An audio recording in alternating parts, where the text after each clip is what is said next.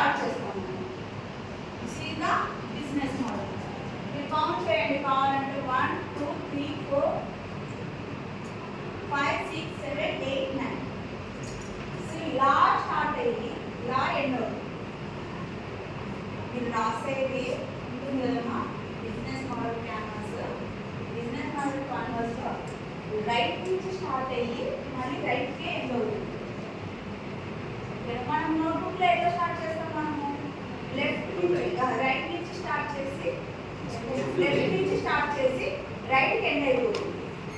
But business ఇక్కడ మీరు చూస్తే first of all startup name. మీరు ఏదైతే ప్రోడక్ట్ అనేది ప్రిపేర్ చేస్తుంటారో దానికంటే ఒక నేమ్ అనేది ఫిక్స్ చేసుకుంటారు కదా. నేమ్ అనేది పెట్టింటారా లేదా? ఇప్పుడు ఇది వాచ్, ఏ వాచ్? సొనాటా అనేది ఒక కంపెనీ అవునా కదా.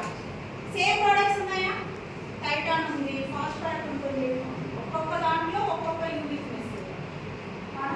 సో బట్ ఏంటంటే నేమ్స్ అనేది డిఫరెంట్. అట్లా మీ స్టార్టప్కి ఒక నేమ్ అనేది పెట్టు. Who are the design?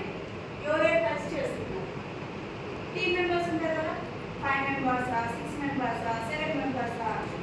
But ఇక్కడ ఏంటంటే ఆర్డర్ CEO మేనేజర్స్ ఉంటారు. ఎప్పుడైతే మీరు స్టార్టప్ కంపెనీ ఎస్టాబ్లిష్ చేస్తున్నారో ఆల్రెడీ మీ డిజిగ్నేషన్స్ మీరు రిప్రజెంట్ చేసేసుకోవాలి.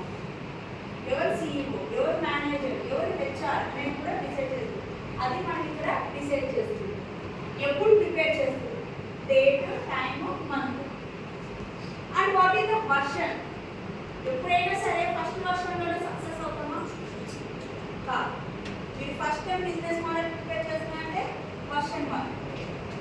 సో వర్షన్ 1లో మిస్టేక్స్ అనేవి ఉన్నాయి. మళ్ళీ ఏం చేస్తాము? మళ్ళీ వర్షన్